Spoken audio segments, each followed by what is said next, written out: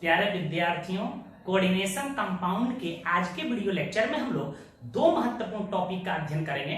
Coordination number क्या है और इफेक्टिव एटॉमिक नंबर क्या है। इससे हमेशा बोर्ड में और कंपटीशन में प्रश्न पूछे जाते हैं। तो चलिए सबसे पहले हम लोग जानेंगे कि कोऑर्डिनेशन नंबर है क्या और इसे कैलकुलेट कैसे किया जाता है। छोटू पहले एक एग्जांपल से आप समझ लीजिए। K4 FeCN का होल 6 बड़ा ही महत्वपूर्ण कंपाउंड है। इसी का नाम है पोटेशियम फेरोसाइनाइड। कॉमन नाम है इसका, नाम आप जरूर याद रखिएगा, पोटेशियम फेरोसाइनाइड। देखिएगा, इसी को हम लोग कहते हैं कोऑर्डिनेशन स्फीयर या कोऑर्डिनेशन इंटिटी। देखिए, कोऑर्डिनेशन इंटिटी में या कोऑर्डिनेशन स्फीयर में सेंट्रल एटम से जुड़े हुए लिगेंड्स की संख्या को ही हम लोग कोऑर्डिनेशन नंबर के नाम से जानते हैं। यहां देख रहे हैं आयरन से कितने साइनाइड आयन जुड़े हैं, 6। तो कोई पूछ दे कि इस कॉम्प्लेक्स कंपाउंड में आयरन की कोऑर्डिनेशन नंबर कितना होगा, तो आपका जवाब होगा 6। प्रायः जटिल यौगिकों में कोऑर्डिनेशन संख्या 2, 4, 6 ही होते हैं, परंतु 3, 5, 7, 8, 9, 10, 11, 12 भी कोऑर्डिनेशन नंबर संभव हैं। परंतु ऐसे जटिल यौगिक बड़ा कम पाए जाते हैं, रेयरली पाए जाते हैं, और ऐसे यौगिकों का अध्ययन आपके सिलेबस में नहीं है। फिर भी यदि ऐसे यौगिक आते हैं तो उसकी कोऑर्डिनेशन संख्या को हम लोग फाइंड आउट कर लेंगे। तो आप इसे डिफाइन भी कर सकते हैं, बोर्ड एग्जाम में परिभाषा भी पूछा जा सकता है, तो आप इसे लिख भी सकते हैं कि कोऑर्डिनेशन इंटिटी, या उसी को आप स्फीयर बोलते हो। कोऑर्डिनेशन स्फीयर में सेंट्रल एटम या आयन से जुड़े हुए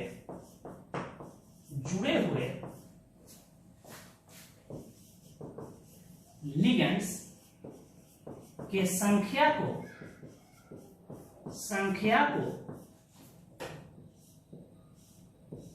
कोऑर्डिनेशन नंबर, संक्षेप में हम इसको CN कहेंगे, कोऑर्डिनेशन नंबर कहा जाता है। एक और महत्वपूर्ण बात याद रखेंगे, प्रायः कोऑर्डिनेशन नंबर 2, 4, 6 होता है।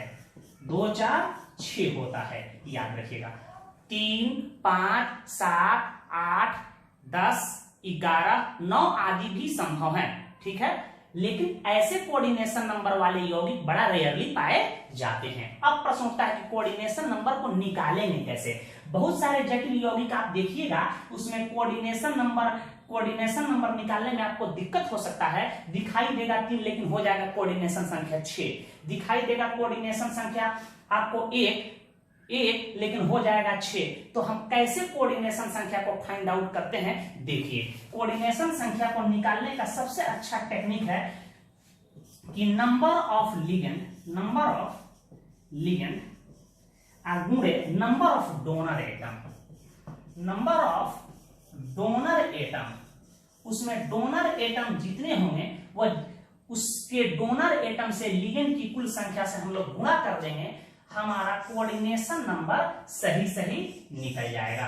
एग्जांपल के तौर पे हम यहां ले रहे हैं कुछ यहां कॉम्प्लेक्स ले रहे हैं, और यहां इधर का कोऑर्डिनेशन नंबर हम आपको निकाल के दिखा रहे हैं। देखिए, जैसे मैं कहूं कि K4 FeCN का होल 6, याद रखिएगा इस कंपाउंड को हम लोग जानते हैं पोटेशियम फेरोसाइनाइड, इसका कॉमन नाम है पोटेशियम फेरोसाइनाइड, याद रखिएगा। अब देखिए, बहुत लोग देख के यहां से बता देंगे कि इसकी कोऑर्डिनेशन संख्या 6 है, चूंकि एक ही से 6 लिगेंड जुड़ा हुआ है। बिल्कुल सही है, इसका कोऑर्डिनेशन संख्या 6 आएगा। बताइए नंबर ऑफ लिगेंड इसमें कितने हैं, 6 है बिल्कुल 6 हम लिख दिए।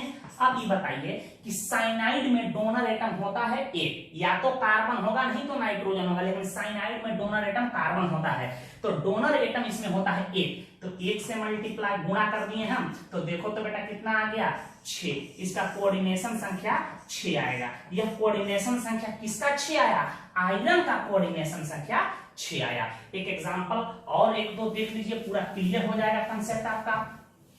यहां ध्यान दीजिएगा, आपसे कोई पूछ दे K3Fe2OX का होल 3, ये ऑक्सिलेट आयन है, इनका कोऑर्डिनेशन नंबर आपको निकालना है। किसका निकालना है? आयरन का कोऑर्डिनेशन नंबर आपको निकालना है। देखिए यहां दिखाई दे रहा है लिगेंड की संख्या 3, बहुत लोग उत्तर लगा देंगे 3, बिल्कुल नहीं। सूत्र क्या होता है? Number of ligand. इसमें लिगेंड कितने दिखाई दे रहे हैं? 3। ये ऑक्सिलेट आयन है, और ऑक्सिलेट आयन में डोनर एटम होता है, तो आपको बताया था यही ऑक्सिलेट आयन है। ये डाइडेंटेट लिगेंड्स है, लिगेंड्स के जहां टाइप पढ़ते हैं, यह भी डोनेट कर सकता है, ये भी डोनेट कर सकता है। तो इसमें डोनर एटम कितने होते हैं बेटा? 2 होता है, तो 3 दूनी के 6। यहां कोई पूछे कि आयरन का कोऑर्डिनेशन नंबर कितना होगा? 6 आपका उत्तर होगा। एक और एग्जांपल मैं आपको बता रहा हूं, आपसे कोई कह दे CrEn का होल 3, बेटा यहां ध्यान दीजिएगा, मैं कहूं Cl3, इसमें क्रोमियम का कोऑर्डिनेशन संख्या आपको बताना है। तो यहां लिगेंड कितने दिखाई दे रहे हैं? 3, तो 3 लिख देंगे। बताओ इथेन 1,2 डाइएमिन, ये भी डाइडेंटेट लिगेंड है, आपको बताए थे इसमें डोनर एटम 2 होता है, दोनों नाइट्रोजन एटम होता है, तो 2 से हम लोग गुणा कर देंगे, इसकी भी कोऑर्डिनेशन संख्या होता है 6। सामान्य तौर पे बच्चे क्या टिक लगा देंगे? इसका कोऑर्डिनेशन संख्या 3 बोल देंगे, इसका कोऑर्डिनेशन संख्या 3 बोल देंगे। बिहार बोर्ड में ऐसे प्रश्न पूछा जा चुका है, कोई आपसे पूछ दे छोटू AgCl का होल 2 माइनस, इसमें कोई पूछे कि सिल्वर का कोऑर्डिनेशन संख्या बताओ, यहां 2 है तो 2 लिख देंगे, और साइनाइड में डोनर एटम है होता है, तो यह उत्तर, इसका कोऑर्डिनेशन संख्या कितना हुआ? आपको पता चला 2 हुआ। और ये कोऑर्डिनेशन संख्या किसका हुआ? सिल्वर का हुआ। किस सिल्वर का हुआ? तो सिल्वर की ऑक्सीडेशन स्टेट +1, यहाँ Ag+1 का कोऑर्डिनेशन संख्या 2 हुआ। यहाँ कोई पूछे कि क्रोमियम +3 का कोऑर्डिनेशन संख्या 6 हुआ। यहाँ लोहा का पूछे तो ऑक्सिलेट का 3 दूनी के 6, इस पर -6, 6 में से 3 गया 3, यहाँ Fe+3 का कोऑर्डिनेशन संख्या 6 हुआ, याद रखिएगा। या आप सिंपल बोल सकते हो आयरन की कोऑर्डिनेशन संख्या 6, क्रोमियम की कोऑर्डिनेशन संख्या 6, सिल्वर की कोऑर्डिनेशन संख्या 2। क्लियर है? याद रखिएगा। ये सेंट्रल एटम या आयन का कोऑर्डिनेशन नंबर आप आसानी से फाइंड आउट कर सकते हो। एक और एग्जांपल हम लेके आपको दिखा रहे हैं, यहाँ ध्यान दीजिएगा। आपसे कोई पूछ दे कैल्शियम EdTA और यहाँ -2, अब आपसे कोई पूछ दे कि इसका कोऑर्डिनेशन नंबर बताओ, बहुत लड़का इसका उत्तर लिख देगा 1, चूंकि यहाँ EdTA 1 दिखाई दे रहा है। आपको जानकारी है कि EdTA आयन जो होता है EdTA-4 हेक्साडेंटेट लिगेंड होता है, इसमें डोनर एटम होते हैं 6। तो बताओ यहाँ लिगेंड की संख्या तो 1 दिखाई दे रहा है, 1 छुपा हुआ है, और इसमें डोनर एटम होते हैं 6, तो कितना हो गया हमारा उत्तर? 6। तो कोई पूछ दे कि यहाँ कैल्शियम आयन का कोऑर्डिनेशन संख्या कितना हुआ, और कैल्शियम की वैलेंसी यहाँ कितना हो जाएगी? इस पर -4 चार्ज होता है, -4 को इधर रखेंगे, +4 में से 2 निकल गया, कैल्शियम +2। कोई का पूछे कि कोऑर्डिनेशन संख्या कितना होगा, तो आपका उत्तर होगा 6। तो मुझे उम्मीद है कि आप कोऑर्डिनेशन संख्या समझ चुके होंगे, इसे नोट कीजिए। 1-2 ऑब्जेक्टिव क्वेश्चन बता रहे हैं। ये 3 मल्टीपल चॉइस क्वेश्चंस है, इसका उत्तर आपको देना है। इसमें पूछ रहा है कि कोबाल्ट का ऑक्सीडेशन स्टेट और कोऑर्डिनेशन संख्या क्रमशः होगा। एक सवाल ये है जो इंजीनियरिंग में आया हुआ है 2008 में, जिसको आप लोग जेईई मेंस के नाम से जानते हैं, ठीक है। इसमें कह रहा है कि एक एलिमेंट ई है सेंट्रल एटम के तौर पे, इसका कोऑर्डिनेशन नंबर और इसका ऑक्सीडेशन स्टेट क्रमशः होता है। तो इसको हम देख लेते हैं कैसे बनाते हैं। देखिए इसको सॉल्व करते हैं हम लोग, कैसे बना लेते हैं। क्वेश्चन संख्या 2 है, 2 को हम कैसे सॉल्व करते हैं। देखिए ऑक्सीडेशन स्टेट तो हम लोग मुंह से ही निकाल लेंगे। देखिए यहाँ छोटू इथेन 1,2 डाइएमीन है, इस पर चार्ज होता है 0, लिगेंड पढ़ा चुके हैं। ये ऑक्सिलेट आयन है, इस पर चार्ज होता है -2, और ये नाइट्राइट आयन है, इस पर होता है -1। तो -2 एक -3 को बराबर के इधर भेजेंगे तो हो जाएगा +3। तो ऑक्सीडेशन स्टेट ऑफ ई हमारा निकल गया +3। यह बात क्लियर है। अब हम कोऑर्डिनेशन नंबर निकाल लेते हैं। कोऑर्डिनेशन नंबर निकालने की फॉर्मूला जानते हो, नंबर ऑफ लिगेंड गुणे नंबर ऑफ डोनर एटम। तो बताइए इथेन 1,2 डाइएमीन कितना दिखाई दे रहा है बेटा? 2 दिखाई दे रहा है, और इसमें डोनर एटम होता है 2, डाइडेंटेट लिगेंड है तो गुणे 2, प्लस देख रहे हैं कि ऑक्सिलेट आयन है, इसमें कितना जुड़ा हुआ है? ऑक्सिलेट जो लिगेंड है कितना है? 1 है, यहाँ 1 छुपा हुआ है तो 1 लिख देंगे। इसमें डोनर एटम होता है 2, दोनों ऑक्सीजन एटम होता है, ये भी डाइडेंटेट लिगेंड होता है। आपको हम लिगेंड्स के टाइप में सब बता चुके हैं, तो यहाँ लिख देते हैं 2। तो ये कितना हो जाएगा बेटा? 6। तो कोऑर्डिनेशन संख्या 6 हुआ, ऑक्सीडेशन स्टेट +3 हुआ, तो हमारा करेक्ट आंसर बी हो जाएगा। इसी प्रकार यह सिस्प्लाटिन कंपाउंड है, कैंसर के इलाज में प्रयोग होता है। यह आयरन का कार्बोनिल है, इसमें प्लेटिनम और लोहा का कोऑर्डिनेशन नंबर आपको बताना है। तो मुझे उम्मीद है कि ये टॉपिक समझ चुके होंगे, नोट करें। तो चलिए हम लोग इफेक्टिव एटॉमिक नंबर को समझ लेते हैं, जिसको शॉर्ट फॉर्म में EAN कहते हैं और इसको हिंदी में कहते हैं प्रभावी परमाणु संख्या। हमेशा बोर्ड एग्जाम में इससे प्रश्न पूछे जाते हैं, और कंपटीशन में तो मैं इसको बेस क्वेश्चन कर दे रहा हूं। हमेशा बोर्ड एग्जाम में इससे ऑब्जेक्टिव या फिर शॉर्ट क्वेश्चन पूछे जा सकते हैं। बोलेगा कि इफेक्टिव एटॉमिक नंबर को डिफाइन करो, और एक जटिल यौगिक दे देगा, उसमें पूछेगा कि इसका इफेक्टिव एटॉमिक नंबर ज्ञात करें। देखिए, इफेक्टिव एटॉमिक नंबर के कंसेप्ट को सिडविक नाम के साइंटिस्ट ने उसके स्टेबिलिटी अर्थात अस्थायित्व की व्याख्या करने के लिए दिया। तो कॉम्प्लेक्स कंपाउंड या कॉम्प्लेक्स आयन की स्टेबिलिटी की व्याख्या करने के लिए सिडविक ने इफेक्टिव एटॉमिक नंबर के कंसेप्ट को दिया। पहला लाइन क्लियर। अब प्रश्न उठता है कि इफेक्टिव एटॉमिक नंबर कहते किसे हैं? परिभाषा को रटना नहीं है, परिभाषा को दिमाग में बैठाना है कि मैं कैसे परिभाषा निकाल रहा हूं। ध्यान दीजिएगा, मैं एक कॉम्प्लेक्स कंपाउंड आपके सामने लिख रहा हूं, NiCO का होल 4। ध्यान दीजिएगा, यह लिगेंड है, और लिगेंड में डोनर एटम होता है जो क्या करता है? अपने इलेक्ट्रॉन पेयर को डोनेट करता है सेंट्रल एटम को, और इनके बीच कोऑर्डिनेट बॉन्ड बनता है, अर्थात बंधन बनने के लिए क्या करता है? लिगेंड के डोनर एटम अपने इलेक्ट्रॉन को डोनेट करता है। अब समझिए, जटिल यौगिकों में या जटिल आयनों में सेंट्रल एटम या आयन या लिगेंड से तब तक जुड़ते हैं जब तक कि सेंट्रल एटम या आयन में इलेक्ट्रॉनों की संख्या अपने निकटतम इनर्ट गैस के तरह नहीं हो जाए। अर्थात यह जो निकल है, यह कार्बोनिल लिगेंड से के डोनर एटम से तब तक इलेक्ट्रॉन को लेगा जब तक कि इसके पास इलेक्ट्रॉनों की संख्या अपने निकटतम इनर्ट गैस अर्थात क्रिप्टन के तरह न हो जाए। दूसरे शब्दों में आप बोल सकते हैं कि सेंट्रल जटिल यौगिकों में सेंट्रल एटम लिगेंड के डोनर एटम से तब तक इलेक्ट्रॉन को प्राप्त करता है, तब तक इलेक्ट्रॉन को लेता है जब तक कि उसके पास इलेक्ट्रॉनों की संख्या निकटतम इनर्ट गैस के तरह न हो जाए। बात क्लियर है? अब इससे 2 बात निकल रहा है, अर्थात सेंट्रल एटम के इलेक्ट्रॉन तथा लिगेंड्स के डोनर एटम के इलेक्ट्रॉन को यदि हम लोग जोड़ दें तो उसी को हम लोग कहेंगे इफेक्टिव एटॉमिक नंबर।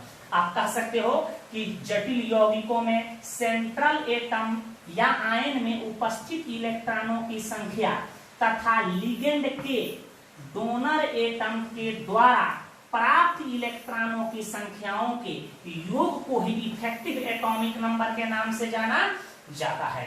ठीक है। सिडविक ने एक और बात बताया कि जिस कॉम्प्लेक्स में यदि सेंट्रल एटम का इफेक्टिव एटॉमिक नंबर का मान यदि निकटतम इनर्ट गैस के बराबर आ जाए तो वह कॉम्प्लेक्स स्टेबल होता है, परंतु यह सदैव सत्य नहीं है। यदि कुछ कॉम्प्लेक्स ऐसे भी होंगे जिनमें हम लोग जिसका इफेक्टिव एटॉमिक नंबर का कैलकुलेशन करेंगे तो उसका इफेक्टिव एटॉमिक नंबर का मान उसके निकटतम या संगत इनर्ट गैस से कुछ कम या अधिक हो सकते हैं। यह बात क्लियर है?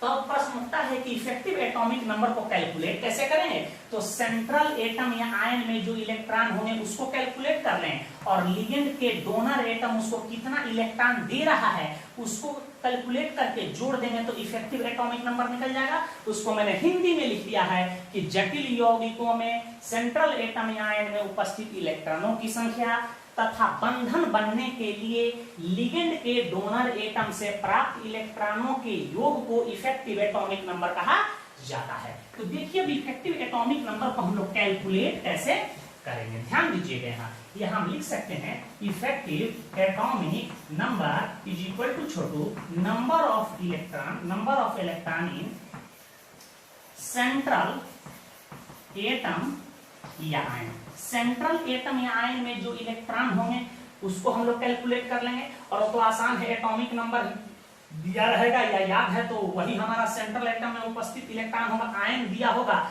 तो पॉजिटिव चार्ज जितना होगा उतना इलेक्ट्रॉन को घटा देंगे। अब प्लस क्या करना है कि number of electron gain from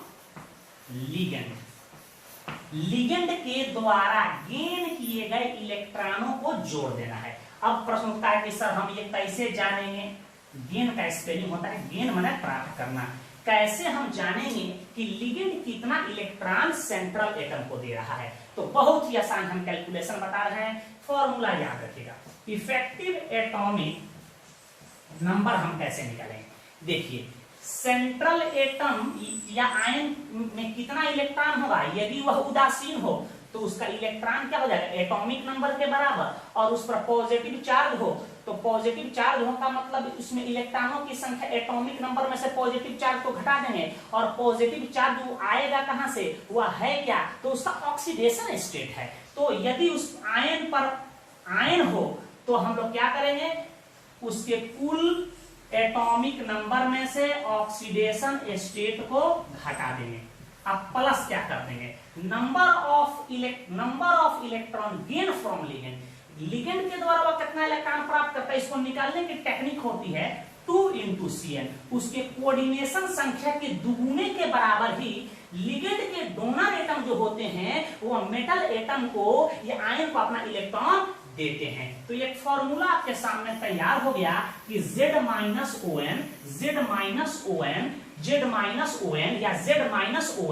plus 2 × Cn। ON के जगह पर OS भी लिख सकते हैं, OS माने ऑक्सीडेशन स्टेट। कोई पूछे Z क्या है तो आप लिख सकते हो एटॉमिक नंबर, किसका atomic number of central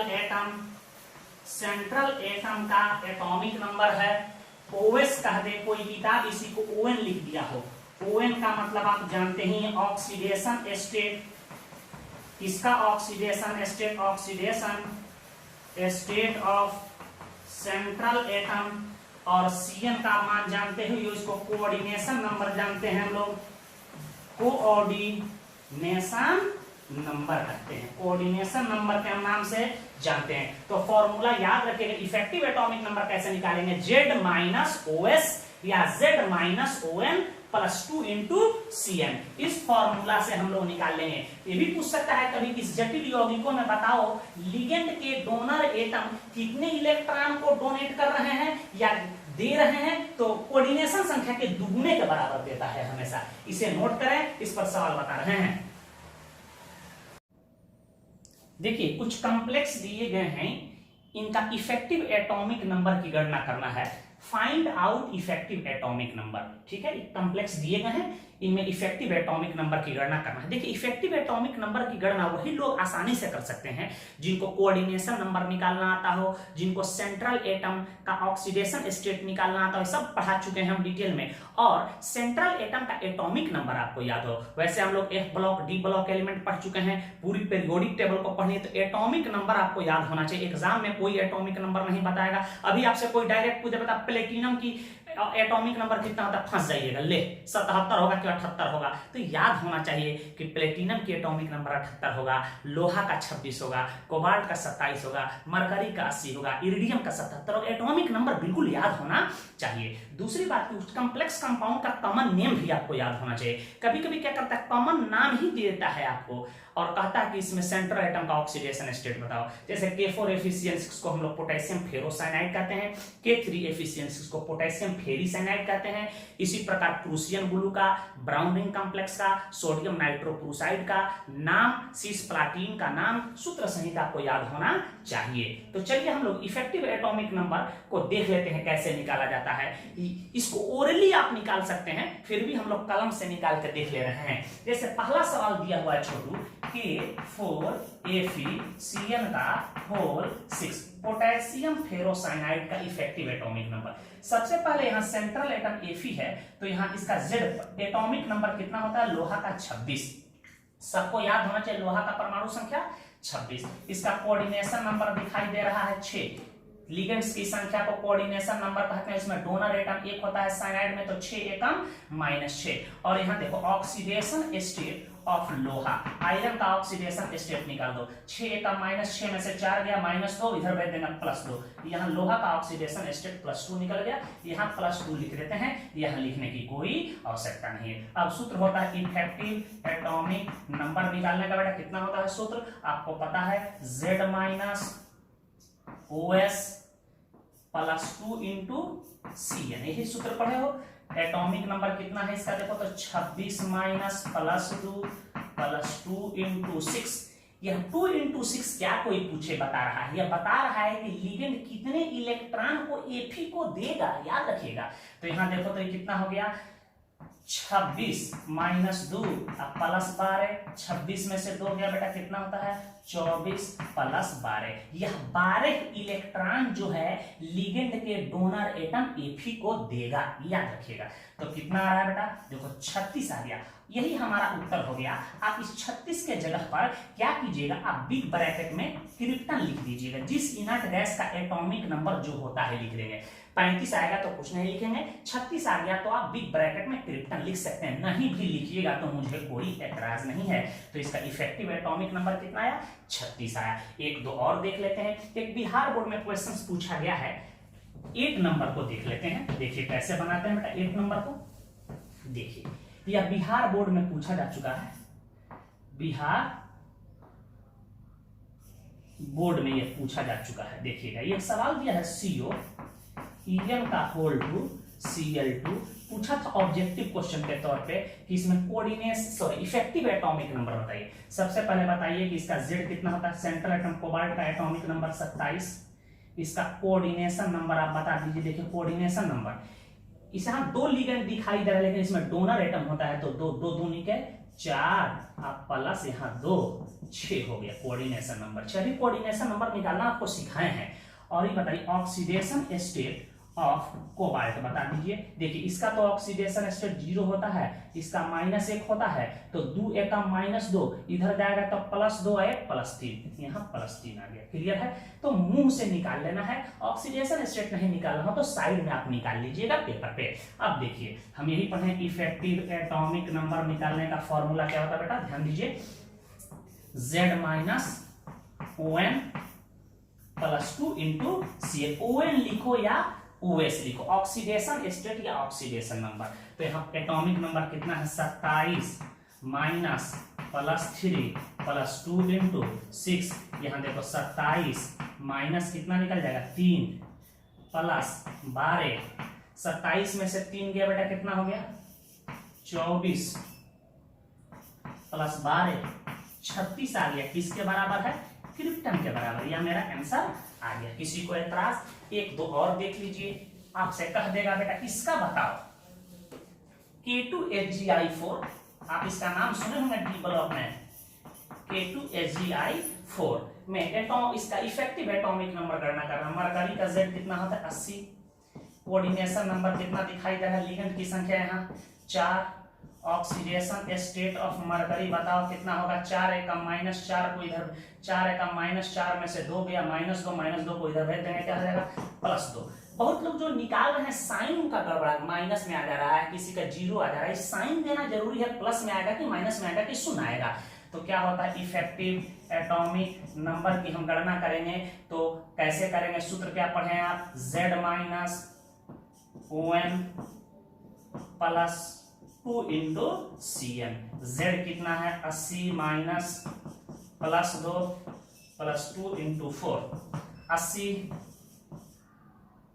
minus 2 plus 8, देख बेटा कितना हो, 80 में से 2 गया 78 प्लस 8, यह क्या हो गया 86 हो गया। और 86 किसके बराबर आया, रेडन के बराबर है। तो बिग ब्रैकेट में रेडन लिख सकते हो, नहीं भी लिखिएगा तो मुझे कोई एतराज नहीं, कोई जरूरी नहीं है कि उसका इफेक्टिव एटॉमिक नंबर बिल्कुल बराबर ही आए। एक और देख लीजिए, आपको कंफ्यूजन और समाप्त हो जाए। ध्यान देखिएगा, जैसे मैं कहूं NiCN के होल 4 माइनस 2 निकालना है। अब देखिए निकेल का एटॉमिक नंबर कितना होता है 28, कोऑर्डिनेशन नंबर कितना होता है यहाँ 4 दिखाई दे रहा है। इसका ऑक्सीडेशन स्टेट ऑफ निकेल यहाँ निकाल लो, देखो इस पर होता है -4, एक का -4 उधर जाएगा तो +4 में से -2 निकल जाएगा +2। यहाँ निकेल की ऑक्सीडेशन स्टेट +2 है। क्लियर है, आप निकाल भी सकते हो साइड में।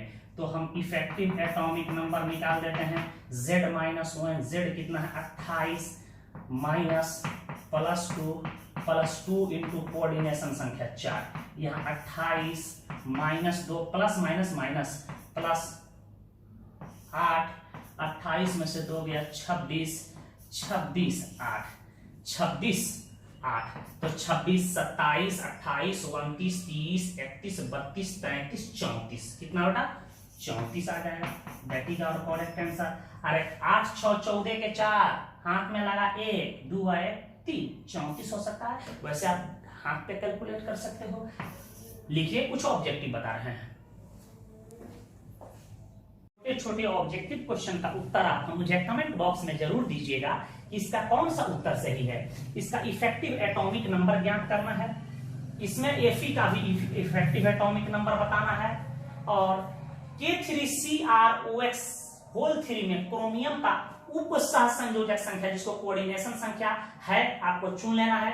देखिए पोटेशियम फेरोसाइनाइड इसका फॉर्मूला, आप पोटेशियम फेरीसाइनाइड में Fe का ऑक्सीडेशन स्टेट है, Fe का ऑक्सीडेशन स्टेट है। कुछ कॉम्प्लेक्स कंपाउंड का कॉमन नेम आपके दिमाग में होते, पोटेशियम फेरोसाइनाइड, पोटेशियम फेरीसाइनाइड, फिर आपको Prussian blue, sodium nitroprusside, brown ring complex, या 5-6 यौगिकों का नाम सूत्र सहित दिमाग में चलना चाहिए कि भाइवा में भी आपके एग्जामिनर आपसे पूछ सकते हैं। तो कुछ फॉर्मूला दिमाग में कॉमन नेम को बैठा लेना है। बाकी का हम लोग नेक्स्ट वीडियो लेक्चर में कोऑर्डिनेशन पॉलीहाइड्रोन सीखेंगे, और कॉम्प्लेक्स कंपाउंड और कॉम्प्लेक्स आयन का IUPAC नोमेनक्लेचर कैसे किया जाता है इसकी चर्चा करेंगे। धन्यवाद।